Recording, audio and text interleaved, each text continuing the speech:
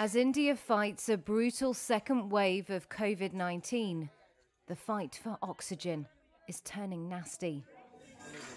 Desperate relatives stole oxygen cylinders from a hospital storeroom to keep by their family's bedside. The staff at a hospital in central Madhya Pradesh said they'd stop working if security wasn't amped up.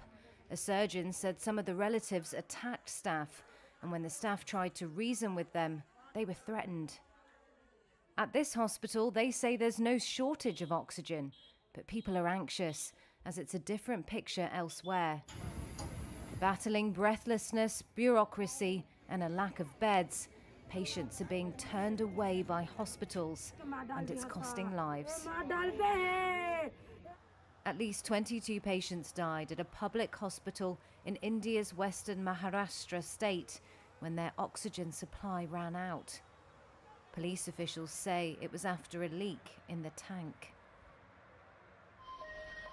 India is now the epicenter of this global crisis, recording more than 200,000 new Covid-19 cases daily for the last 7 days. That's the world's steepest rise this month.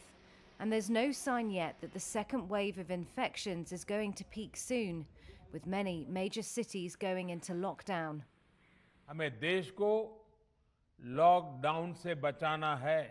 Indian Prime Minister Narendra Modi urged state governments to only use lockdowns as the last resort, promising he is taking rapid action to increase oxygen supplies.